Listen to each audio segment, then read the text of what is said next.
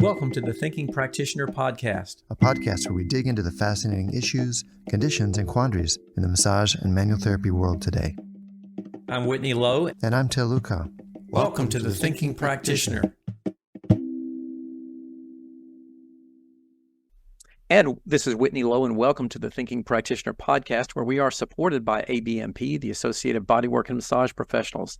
ABMP membership gives professional practitioners like you a package including individual liability insurance, free continuing education, and quick reference apps, online scheduling, and payments with Pocket Suite, and much more. ABMP's CE courses, podcast, and Massage and Bodywork magazine always feature expert voices and new perspectives in the profession, including those from both Till and myself. Thinking Practitioner listeners can save on joining ABMP at abmp.com/thinking. And speaking of ABMP, I am absolutely delighted to have Les Sweeney with us here today as my guest. Les, welcome to the Thinking Practitioner Podcast. Thank you very much, Whitney. I'm delighted to be here. Really appreciate it. And for those of you that don't know, Les, let me make sure I got this correct. Your title, Les, is the CEO of the Professional Assist Corporation, but probably best known as the president of ABMP, the Associated Bodywork and Massage Professionals. Is that correct on your title there, Les? That is correct. That's right. What I purport to be, and that's what the business card was printed with. So that's what I'm sticking with. That's what you answer to. So great. Well, I wanted to take some time today to talk about, in one of the most recent issues of Massage and Bodywork magazine that ABMP puts out, they had an overview of a survey that you all have been doing for a number of years now about educational programs in the massage and bodywork professions. Can you tell me a little bit about the history of this survey and evaluation that you all been doing? How long has that been going on? Yeah, actually, I'll tell you a funny anecdote about that will demonstrate my length of time with the organization. We have a new person working in our marketing team who does some of the analytics, and we were working on this project, and they brought me in to kind of as grandpa to overlook the old stuff or make sure it's following the same routine as usual. And she said, "This is really interesting stuff." And I said, "Oh, I'm glad you think so." And she's like, "How long have you been doing this?" And I said, "Since before you were born." And she started laughing, and I said, "No, seriously, since before you were born." We did our first school census in 1998. And, is that right? I didn't realize it had been that long, huh? We do it every other year. Yeah. We do it in the beginning of the following year. So we did it in 99 for the 1998 enrollment totals. And so we've done it every 2 years since then. So this latest one was the one that we wrapped up in first quarter of this year, contacting all the programs and asking them basically, how many graduates did you have in 2022? So yeah, so if memory serves, like this 24 years, I think that means it's the 12th or 13th iteration of this that we've been doing. So yeah, so you're essentially in this survey too, you're looking at the number of massage programs that are out there, and then the number of graduates per program, and some other things about breaking down those programs. Are they trade schools, proprietary schools, that kind of thing? Is that correct? Yeah, one of the things that we did a pretty long time ago now, but we categorized, one of the things I wanted to do was categorize in our database. We keep a database of all training programs because somebody graduates from a program and joins, and we have to verify their training, make sure that they're, went to an approved school and that they have their licensure, et cetera, for eligibility for membership, and so they can qualify for liability insurance as well. And so a long time ago, when I was just a wee lad and I was kind of leading the charge in terms of working with schools, I wanted to have a better handle on what types of programs there were. And so these are my, better or worse, my categories that I basically identified, which were proprietary schools, which is a term I used for what I would call mom and pops, that historically were single campus programs, started in, as you well know, back in the day, especially, were started mostly by practitioners. Right. Yeah. And they in so many of those schools from long ago, all started the same way, which was somebody didn't set out and say, "I'm starting a massage school." It's like they said, I had clients who were interested. I started talking. I started doing small programs, or I did some little bit of teaching, and then one day I looked up and I was a school, and I had to get approved by the state and do all this other stuff. So there are a lot of those programs that are still around, and But one of the trends we've definitely seen over the last 2 decades plus was the advent of what I characterize as career institutions, which I would define as schools that offer massage therapy programs in addition to many times dozens of other types of programs. So it could be cosmetology, but it could also be HVAC, or it could be all sorts of things. And they were typically for-profit schools. And as you well remember, this is probably 15 years ago where it really hit its peak. And there were a lot of programs because in the grand scheme of things of launching education programs, massage therapy, I think generally was relatively low cost because you weren't having to put in a big factory machine or something like that. You bought tables and you either licensed or hired a curriculum. You found a therapist who might be interested or had something could do this. So you could roll out a massage program in a relatively short period of time. Mm-hmm. So that segment really mushroomed late 2000s, early 2010s or so. I'll circle back to that in a second. Those are the two were at one point the two largest categories, and then there were colleges, and those were programs that were offered through the community college system in a lot of states. Some states are more prominent than others. North Carolina had a pretty robust program of a lot of community colleges offered massage therapy programs. There were ones that I call corporate schools, and this was along the lines of what used to be Utah College of Massage Therapy that became Cortiva, where they were kind of a different animal because they were, for the most part, just massage, but they were multi-campus, multi-state kind of national networks. Maybe not as broad. NHI in California, for example, hasn't really gone nationally, but they're kind of a similar operation style as well. And there's probably one other one that I'm not thinking of, but those are the primary areas where there were programs. And for a long time, proprietary schools, the mom and pops, were the largest. And it started to shift around the end of 2000s, 2010, and there were about 400 plus career institutions, and there were 500 plus massage programs. And this is back when there were as many as 1,600 programs in the country. Yeah, and we keep track of this because, as I said, to process a membership, and also because we want to have relationships with schools. So we stayed pretty on task with this. But every 2 years when we do this census, it kind of serves a couple different masters. One is it helps educate the field about this is where the trend line is as it relates to education. It was also a means by which we can clean up our system and make sure that, if we hadn't had regular contact with somebody in a while, are they still there? Are they still operating? Are they graduating program, students, et cetera? But what we've seen in the last 10 years is that career institution sector has really atrophied. It's down. I forget what we put in the magazine, 150 or something like that, from a peak of over 400. Yeah. And that was surprising to me because back then I remember saying, I remember speaking at our school forum one year, and the title was "Will the Wolf Survive?" It was like, hey, is this is the individual single campus mom and pop school going to make it? What I didn't realize at the time looking forward was they were going to make it because that was their life's work. And just as easy as some of these career institutions rolled out a massage program, they rolled it right back up when it didn't pass muster. And it's funny because I remember one time I was visiting a school. It was a career institution. They had a bunch of different types of programs. And I was meeting with the campus person, and I was just trying to explain to them who we were, what we did, et cetera. And I was asking questions, trying to learn more about their program. And they said, we don't have a massage program director. And I was like, oh, really? She said, yeah, we only have 95 students. So it's not like we need, somebody on site keeping track of that. And I thought to myself, at the time I was thinking, there are about 800 schools that would give their IT to have 95 students.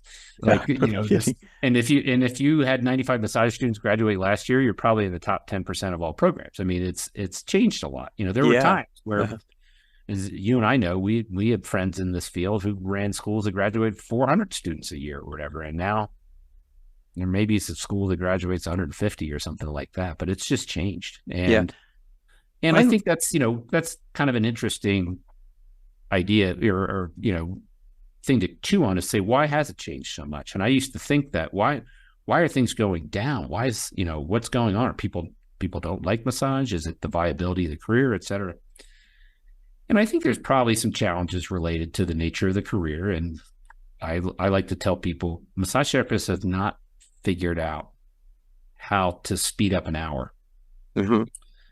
And that is still the currency by which they all operate. No matter how great you are, you might be the Whitney Lowe massage therapist. You might be a fantastic massage therapist. You might be fresh out of school, but your job is still defined in many cases by time. Yeah. And that's a challenge for people, because there is that creates a kind of an upper bound as it relates to your capacity to earn and your capacity to do the work. Mm-hmm. And I think that's a natural governor on the field. But I also think when I look back at the change in that time frame was, I kind of explained it, like a lot of programs just rolled out and then rolled back up because it wasn't as lucrative as whoever was deciding to do it thought it was. Yeah. And I think that's why. So when I look at the number of graduates, and you think there were 70,000 graduates in massage programs in 2006 or whatever the number was, I think there is some hand-wringing about that. Why can't we be like that? And it's like, we'll never be like that, because we probably shouldn't have been like that in the first place. Yeah. That's the issue.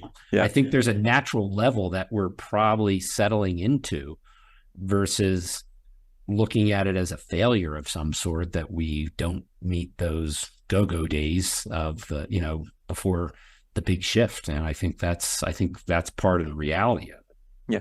Do you think, I've often wondered this, if seems to be a correlation or parallel between the time frame in which there was a kind of a crackdown from the government on a lot of these for-profit institutions because of the loan repayment processes and the difficulty of students getting out from under these and getting viable jobs. I mean, do you think that played a role in the collapse of a number of these programs? I think it probably did, but I also think, and the interesting thing is that's not over. That's still happening, and less so in massage, but certainly in cosmetology, there is a concerted effort to push back against the gainful employment rules. Mm-hmm. But that's been happening for a better part of almost 10 years. I think the Obama administration first kind of triggered that in 2013, 2014. And I think there's certainly an aspect to that, but I think it's a little bit like, if you're a shortcutter, you probably got negatively affected. But there was a little bit of a sweep that hit some schools that I think probably it shouldn't have. And it just made life difficult for them. And I think it changed enrollment patterns for sure. But I think, the other aspect, one of the things that our mutual friend, Ann Williams, who used to be our director of education, she and I would talk about too, is one of the things that the massage profession, the massage education profession, didn't do a good job of was anticipating the interest and desire for remote learning. Mm-hmm. And it's amazing how many schools got religion when COVID hit, because they didn't have a choice, just like a lot of businesses. But we were just behind the curve compared to a lot of other vocations that might be at some of these training institutions, even 10 years ago, where we have been very, head in the sand is too strong of a statement, but we have been very resistant to rethinking the educational model in massage. And as you well know, the path of professional development in massage has been dictated by the regulatory forces. Mm-hmm. And that's, rather than maybe the education field leading it, it's been the other way around. And I think that's been part of the challenge as well. So some provincial thinking about training has probably also challenged some of that, has probably it contributed to that decline of enrollment as well. Look at it now and say we're turning back. It's really hard to do analysis and gain perspective when looking backward through 2021 and 2020. It's like everything. It's like opaque. It's like the frosted glass, and you can't really make things out as well because COVID just was such a monkey wrench for every, not just massage education or massage, but just for all of us. Yeah, by all means, it really does become an asterisk in the statistical books, because it just there's a lot of things that just have to be taken in context like that.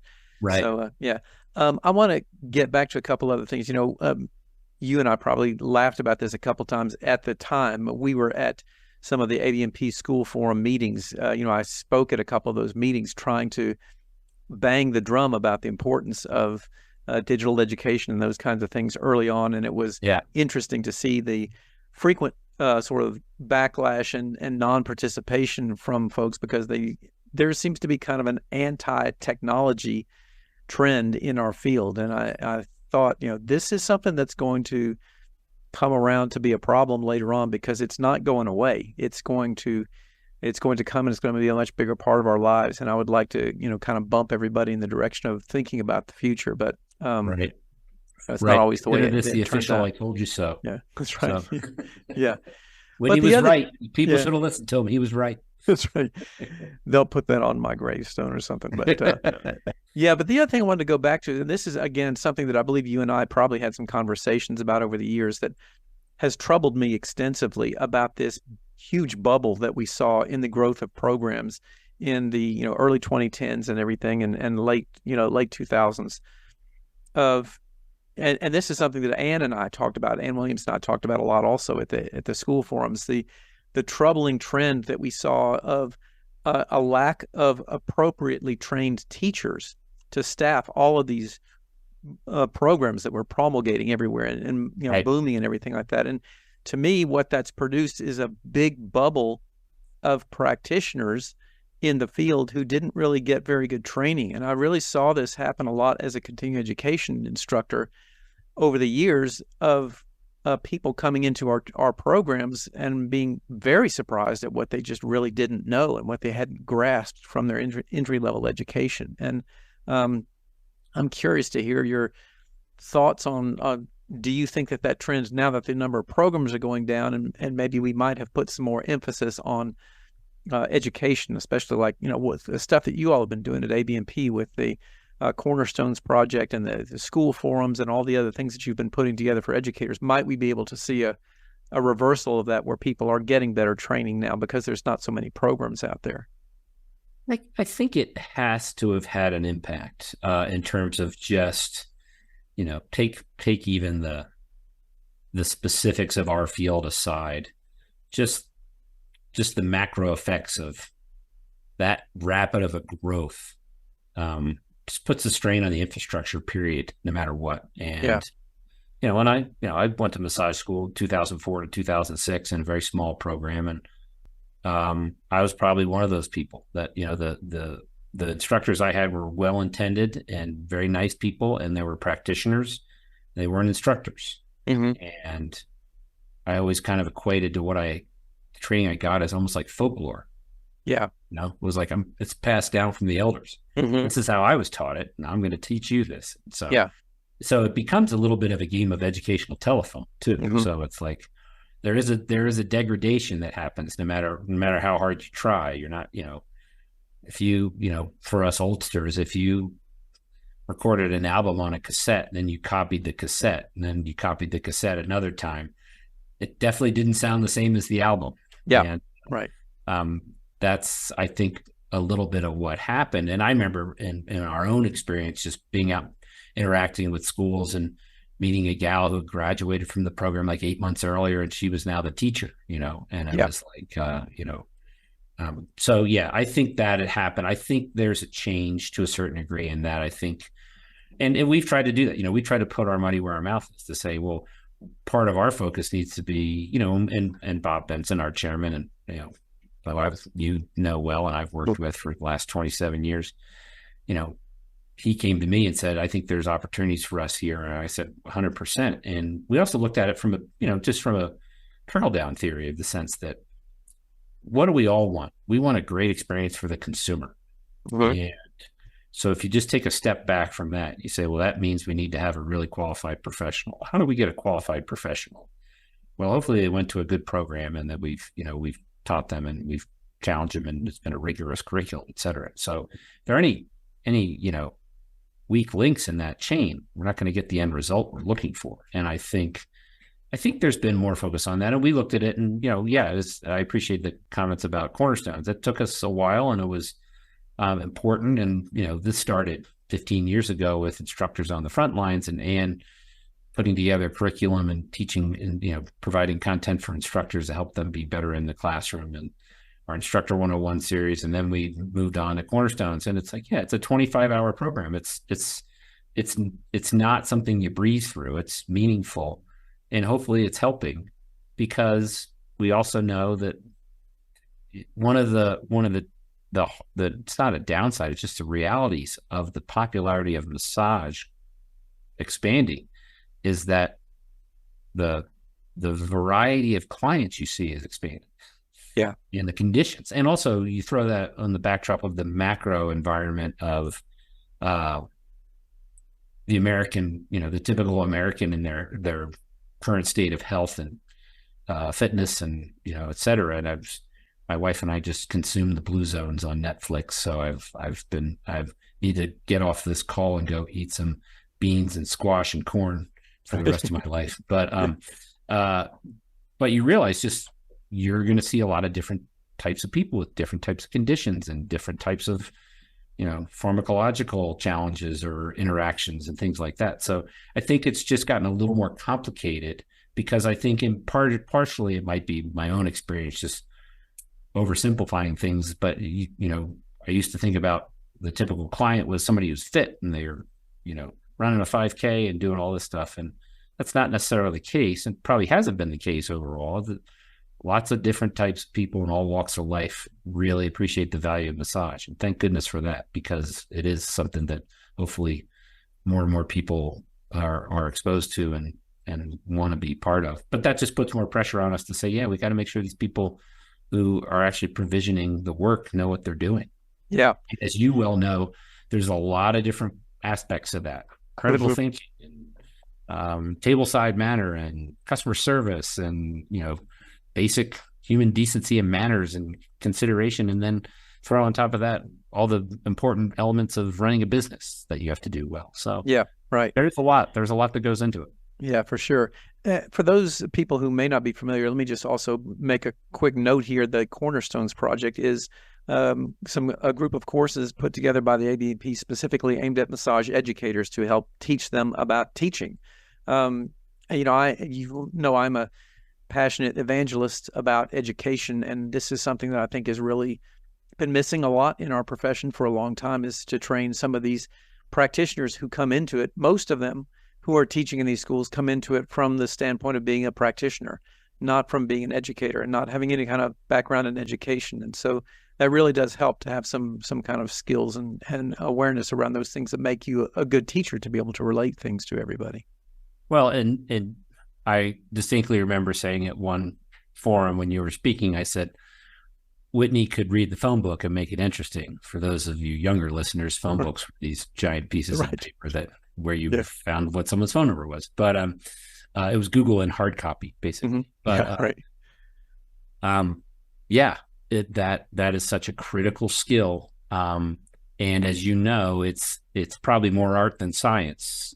And it's also something that you get better at through experience and reps. And my youngest son's girlfriend is a brand new middle school science teacher. And, she's 23 and has an adult job, and then just walked into a classroom with 13-year-olds a few weeks ago and just was expected to be an expert on day one. And so it's been interesting getting the reports over the last 4 weeks of from I'm about to die to, okay, I can do this and I'm feeling a little better. But yeah, that happens whether it's middle school or massage school or any time you have to get up and purport to know what you're talking about to present to a group of people. And so, I think there isn't a teacher. And I think, I've been very fortunate enough to interact with a lot of the best teachers in this profession, but I don't think there's a teacher out there that is done or knows everything or has not, has had every experience. It's like we're all learning because the student is changing. So therefore we have to adapt.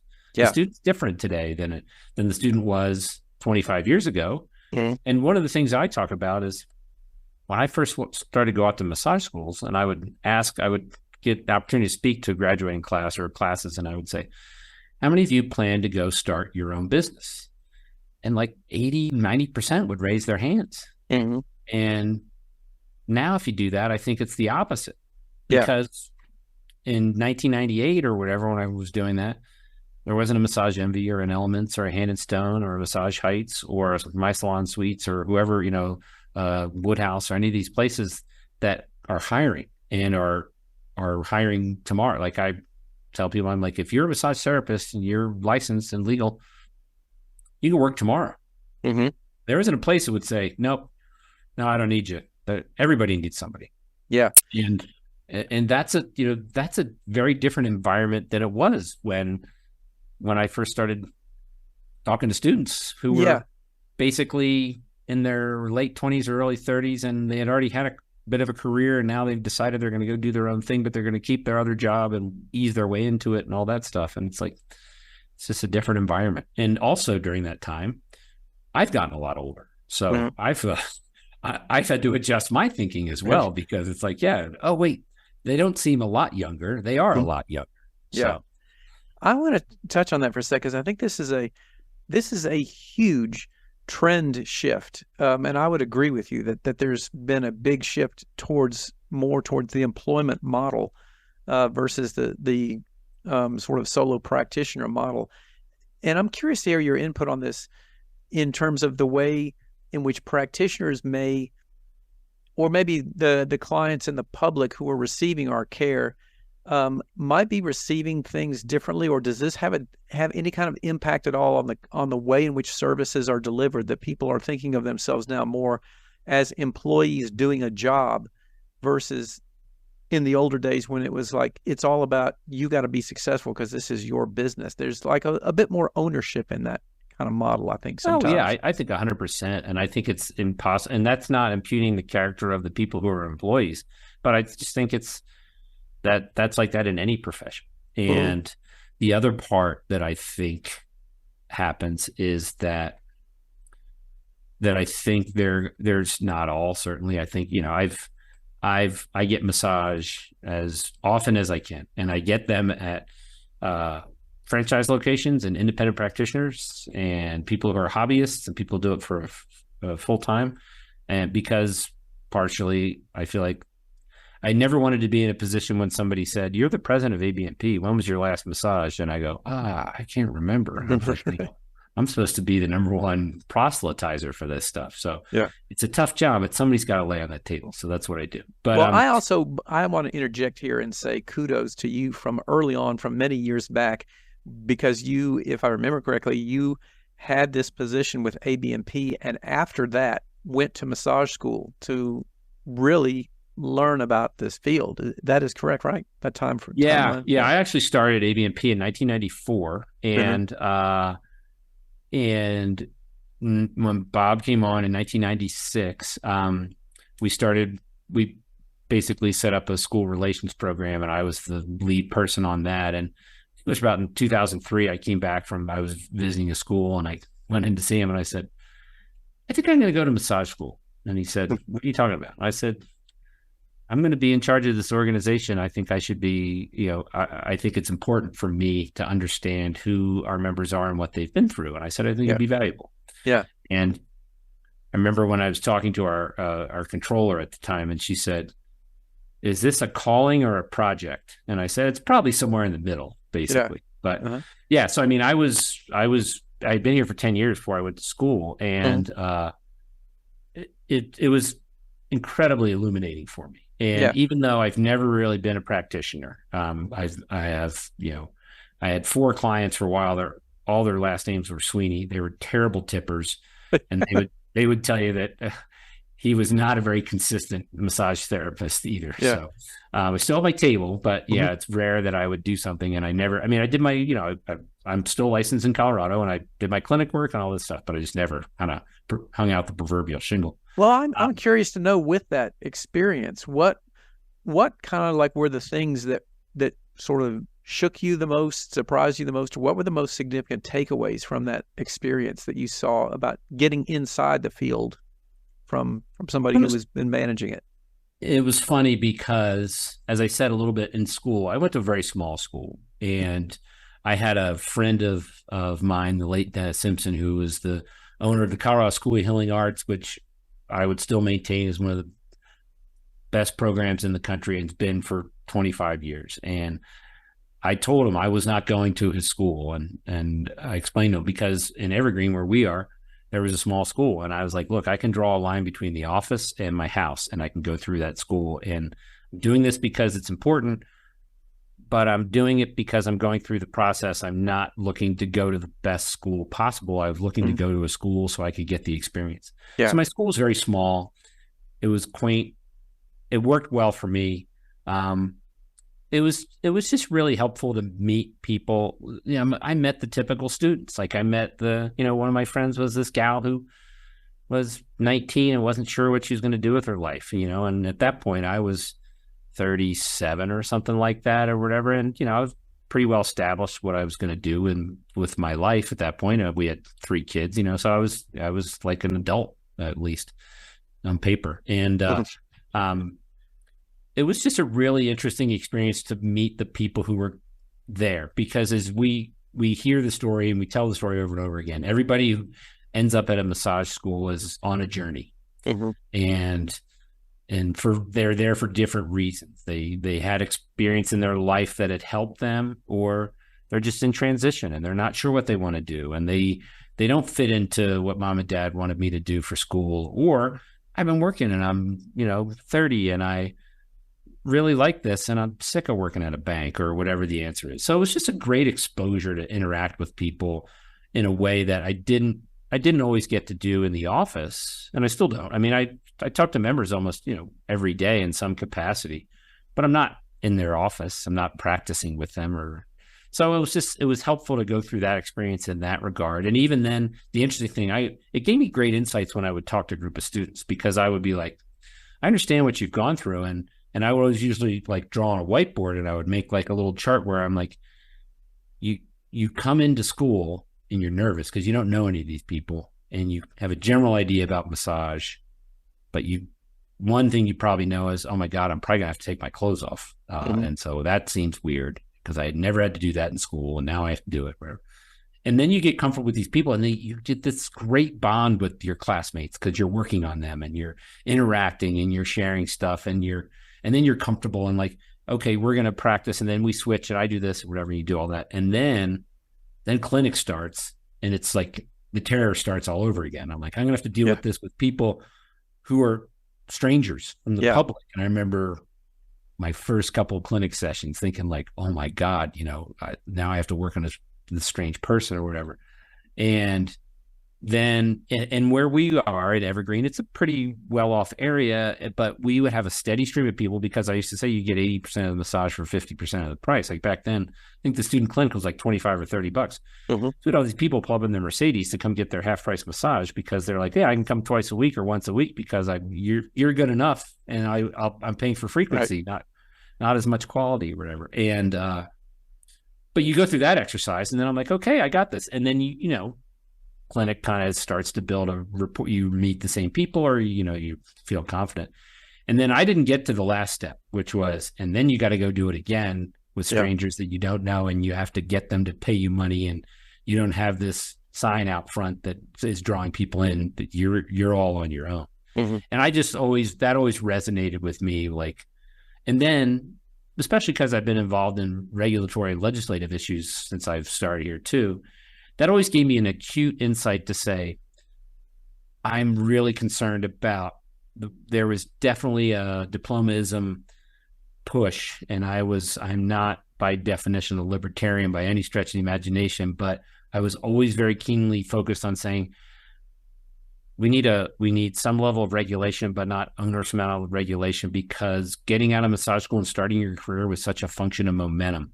And way back when, it took forever to get your license. It took forever to take the tests and all this stuff. And I was like, these people have just spent at that time probably $3,000 to $5,000 to go to school, and now they're just kind of withering because they can't practice yet. They're in this zone. So it just kind of sharpened my focus to say, we got to do whatever we can to make these hurdles shorter for these people so they can get out there and start practicing and earning a living. Mm-hmm. And some of that's changed, and we probably deserve a little credit for some of that, but yeah, I think those barriers aren't quite as big in the same way as they were at one point. And so that's a lot what I took from it. And also just that, it's, as I said, when we started, an hour is still an hour. Yeah. And body mechanics is really important. And there were a couple of days in clinic where I did 4 massages in 5 hours. And I'm sure if someone was listening here, they'd be like, I call that Tuesday or whatever. But it was a lot. And I just had a much greater appreciation. And the other thing I learned about myself, and it's been reinforced over the years, is I am extroverted. And our little clinic was small to the point where there'd be time where I'd be maybe the only person working, and then like the clinic director would come in and on and off. But I was just always struck by the fact that somebody would pull up, walk in, they were getting half undressed as I was saying hi and trying to do an intake form, getting on the table. Then they'd get out and they'd stagger out and leave. And then the next person would do the exact same thing. So like I would feel like I was almost in timeout.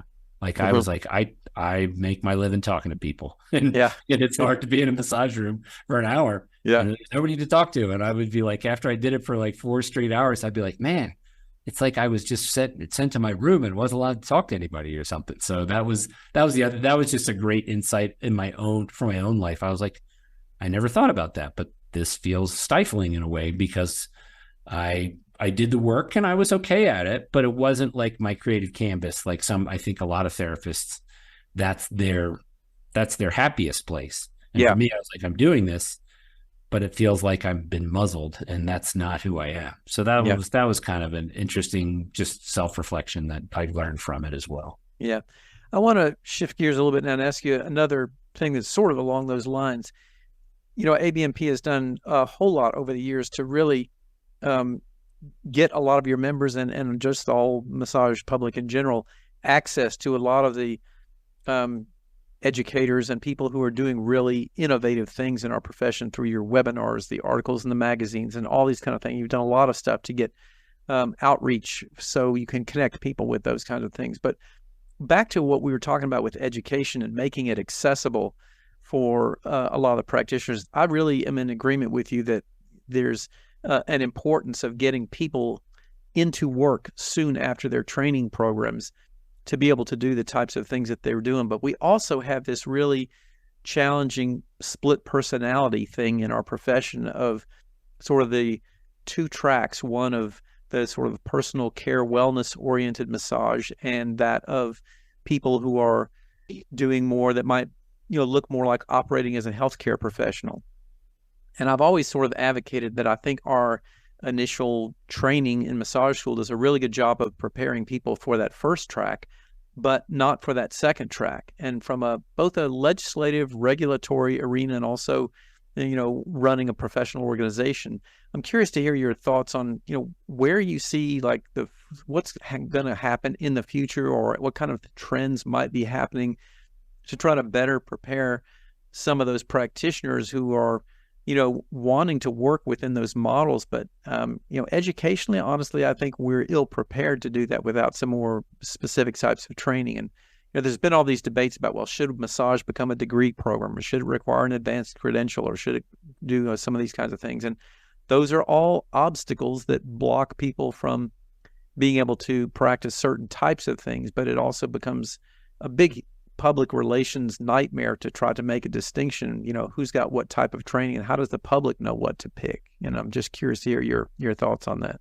Yeah, it's interesting. And this is the world according to Les, not necessarily the official ABMP policy position. But, and you've written on this, and we've had some of that in the magazine as well. But I came to a conclusion at one point, and I talked to our friend Ann about it a little bit, but I almost think that, and my thinking has evolved over time, but one of the things that's disappeared in the last 20 years is the apprenticeship model. Mm-hmm. And I think that's been, whether covertly or overtly, I think the mushrooming of the number of programs basically squashed that. And I think regulators also crave consistency. And one of the things we talk about in our system and our just running our business, our database, we have counting our skincare and hair and associations, sister associations. We have, 120,000 members, and we have, 400,000 contact records for people who've been members over time or whatever. And the phrase that can sometimes be the bane of our existence is edge cases. Edge cases are the tail that wags the dog, right? 98% of your data behaves in a certain way, and the last 2%, it's we have about 5% of our members belong to more than one of our associations, and we have to go through so many machinations to accommodate those people. Yeah, right. 95%, they're easy; they all line up in the right direction, right? And I think there's part of it there's an aspect of that related to education. There's kind of two things I think about. One is the macroeconomic issue, which is, at this point, I don't have hard data in front of me, but I think my assumption still hasn't decayed just yet, which is that the high percentage of professionals in our field operate in cash and carry. They are getting paid with disposable income from their clients. That in one respect, our competitor is every other thing you could spend your money on, right? It's not the other massage therapist. It's eating in a restaurant or going to a movie or your phone bill or what, all these other things that people have discretionary spending on. And so in most of those people, as we talked about before, the complexity of clients is probably increased, but most of those people have a certain expectation going to massage and stress reduction and relaxation, which I would still argue are probably the two most important health benefits related to massage therapy that are most in need of addressing in this country, which are reducing people's stress, certainly. But there's a large chunk of people that the current training probably meets most of expectations for. But then there's a segment of people that need and want advanced care and treatment, and there's a segment of professionals who want to have that as well.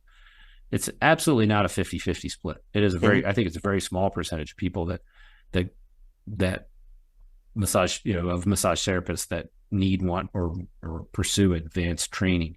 But the challenge is we've had this regulatory regime that has also been, has been the billy club to fight off human trafficking and prostitution. And the unfortunately for our field, a lot of times the regulatory efforts have been viewed through that prism. And so we have this kind of block of educational training that's required, and then we leave it at that, and then it's like you're on your own.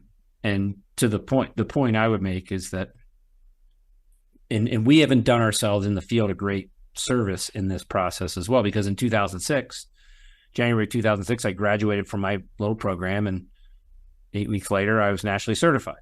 And I remember one of my staff coming in and go, "Hey, I have a question for you about this." And it was a technique-oriented question.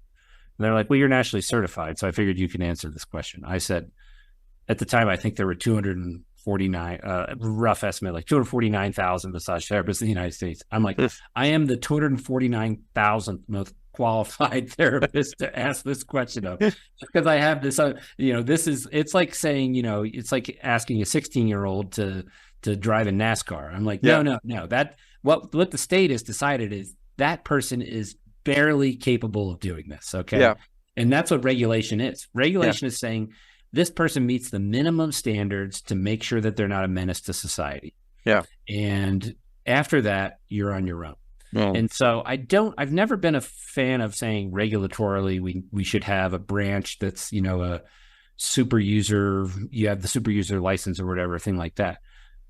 I actually think that we should be letting people practice sooner, but then we should have a hybrid apprenticeship program and then a branching off where you can go do more. Yeah. But I think one of the things we haven't done and the National Certification Board hasn't done has established what that advanced credential might look like because they're board certified. It's kind of a black box, and it's a little bit like a lifetime achievement award. Yeah. And one of the things that one time we were talking about something, I said to Ann, I said, we need to have certification in low back pain, or we need to have certification in blah, blah, blah. It's like, rather than somebody's name technique, the Sweeney technique, I need certification in treating someone with a condition, because conditions are what people have. They want treatments that apply to conditions. They don't need to know whether the Sweeney method helps that or harms it. They need to know what is the solution for this. Yeah. It's not like we prescribe an antibiotic and we say, oh, it's okay, you're going to have erythromycin. And we're operating under an assumption that the doctor knows what erythromycin is, and it's the right answer here. But so I feel like we've created a barrier. It's expensive to go to massage school. You come out, we're in some ways better than we've ever been because there is an employment opportunity in front of somebody right away. But we're also asking somebody now to go to school anywhere on average, probably 600 to 750 hours of time, and spend somewhere between $8,000 and $12,000 and decide whether they like it or not. And, there's a little bit of, hey, in America, we have an economy where you just roll the dice and you hope it works out. But it's like, from a consumer protection standpoint, I would love somebody to have 300 hours and be able to work under a controlled environment for 3 months or whatever the time is, 9 months. And if you don't go back and get the rest of your training, then you're out of luck. But at least you've had a little bit of try it before you buy it. Yeah. I don't know if I have the right answer there, but I feel like there's an aspect of that lets people engage, move into this. And then the next step you build upon that would be to say, okay, you made it through phase 1 and you like it and you finished your phase 2, and now you're a full-fledged regular person, regular therapist. Now, if you want to go to the next level, you're going to have to get an approval through a body that recognizes, that's done the work that says, these are the areas of concern, or these are the area, the hospital-based network says you have to meet these expectations, then those are the ones you should, work to meet. Right. And I think it's hard. We haven't set our, it's a little bit like we expanded the house without the benefit of an architect. And then we walked out in the front yard and they're like, whoa. Yeah. We just put that bathroom out in the backyard. That probably should have been closer to where the plumbing is. So. Looks a little bit like an M.C. Escher house after a certain point. Exactly. Right? Yeah, it's citing all my important resources. It's like the episode of The Simpsons where they build the Homer and Homer makes the car, and it's just this monstrosity that has no continuity. It makes any sense, and I always think that's one of the ones that I think about. Yeah. Oh, we look back. Oh, that was interesting. That we got there. So. Well, Les, lastly, I want to ask you to put on your Nostradamus predict the future hat for a moment. And in the context of what you all have seen over the course of the last several decades with this survey and analysis of education programs and the trends that you've seen happening in the profession, are there any significant sort of things that you see on the horizon of directions that we would maybe want to pay attention to, or any significant changes that you see happening in the way things are going in the field based on these trends that you all have analyzed? There's two things I think about. One is, if you listen to, you watch the news, listen to podcasts, all that stuff. I don't think AI is coming to replace massage therapy. That's the good news. I don't think we figured out a way to do that. Yeah. I do wonder if there's a role for it in education, for sure. I think there will be. As the education technology guy, I'm going to say yes. Yeah, I think there should be, and I think there will be. And I think that what we'll see, like the big picture, part of the reason we're talking is what's the trend line look like for schools and enrollments. I think it's going to keep coming back a little bit, but I don't, if it's at 23,000 or whatever the number was, I don't think it's ever going to get to 40,000 unless something materially changes in terms of what the, even if there are, and there certainly are in employer environments right now, especially in the franchises. So there's better part of 1,500 to 2,000 employers of massage just in the big four franchises. They're not all made the same. They're franchises. Well, some of the franchise owners, I've had members tell me, are the greatest things since sliced bread. Some of them think they're terrible bosses. Here's a little secret. I've been managing people for 30 years. Some people think I'm a pretty good boss. I'm sure there are a handful of other people that don't think so.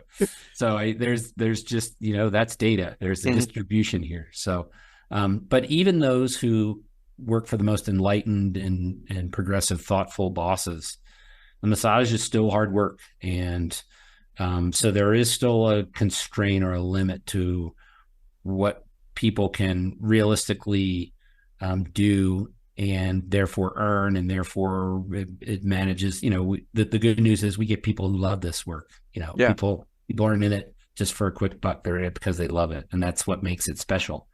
I do think we'll see more. I think I've been surprised at the level of demand, but demand has been, consumer demand is good.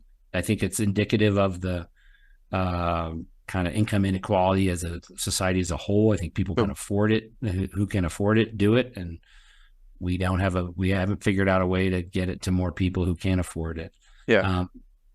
So I don't know if I see something changing other than I think we'll continue to hopefully give people the opportunity to have access to it and help those who are doing the work continue to do the work. Because one of the things that I worry about is that we interact with our members on a daily basis, and we reach out to members whose membership has expired. And one of the things I've noticed is that I'm calling more people who are older than me. And I'm getting older. I'm 56. And it's like, I'm worried that I want to make sure that we have the next generation of therapists who fall in love with this and do all the good work like so many in the generation that's come up from the last 30 years have done so much good work in the field. I want to make sure we have the next generation of those, whether they're the thought leaders or the practitioners or, both. We need to continue to make sure that it's never going to be easy. Massage therapy is never going to be easy. You can get better at it. You can be more efficient. You can hone your body mechanics. But I got a massage recently. I was in California, met this wonderful lady. She was in her early 60s, and she's like, love doing it, but she's like, I'm running out of hands here, and so there's no getting around the fact that unless we eliminate people from the equation, which I think would be the worst case scenario, it's always going to be a challenge. It's always going to be really hard to find the right people who do want to do the work. It's like teachers. It's, whether it's elementary school or middle school or whatever, it's like those people are doing the Lord's work, and it's never going to be easy to find teachers. It's never going to be easy to find qualified massage therapists who care, because this is not this is the road less traveled, right? This is the harder work. But that's what makes it special, and that's what makes those people special. So my job, I turn it back to our view, is how do I grease the skids for those people? How do I make it a little bit easier for them to be a massage therapist and like what they do? Well, that's what we do. That's our job. I always explain to our staff, I'm like, I have 80,000 bosses, and we're here to make their life easier. Right. Yeah. Well, one thing I just want to say is that your dedication to that vision of doing things for the members is something that shows through with the organization. And I just want to, say it's noticed by all of us out there. And thank you again for all the work that you've done over the years with ABMP for the profession of trying to, make sure that people get the best experience, both the clients consuming it and the practitioners who are out here doing the work. So we certainly appreciate that. Well, I appreciate the nice thoughts, and likewise back at you for all you've done for this field and working with us. And you are absolutely, whether you would admit it or not, I know you wouldn't, because that's not who you are, but you're on the Mount Rushmore. I hope you know that. So yeah, I got a good deal. It's not South Dakota, it's North Dakota. Okay. But I got this nice area that I'm working on. I've got some staff with chisels, and we're out there working on it. Yeah. Right. I haven't revealed the other ones yet, but you're definitely up there. So. Okay. All right. Well, thank you, Les, again so much. Les Sweeney, president of ABMP. And Les, thanks so much for joining us here on the Thinking Practitioner today. Loved it. Thanks so much, Whitney. Great. And thank you all for joining us here on the Thinking Practitioner, where Books of Discovery has been a part of massage therapy education for over 20 years. Thousands of schools around the world teach with their textbooks, e-textbooks, and digital resources. Books of Discovery likes to say learning adventures start here, and they see that same spirit here on the Thinking Practitioner podcast and are proud to support our work, knowing we share the mission to bring the massage and bodywork community enlivening content that advances our profession. You can check out their collection of e-textbooks and digital learning resources for pathology, kinesiology, anatomy, physiology at booksofdiscovery.com, where Thinking Practitioner listeners can save 15% by entering the word thinking at checkout. So thank you all so much for stopping by and listening with us today. You can stop by our sites for the video, show notes, transcripts, and any extras. You can find that over on my site at academyofclinicalmassage.com and then over on Till's site at advanced-trainings.com. If you have questions, comments, or anything you'd like to hear us talk about, please just drop us a short email, info@thethinkingpractitioner.com, or you can look for us on social media under our names. You can rate us on Apple Podcasts, as it does help other people find the show. We certainly do appreciate that. And you can hear us on Spotify, Stitcher, Google Podcasts, Podbean, or wherever else you happen to listen. So please do share the word and tell a friend. And once again, thanks so much for listening, and we'll see you the next time.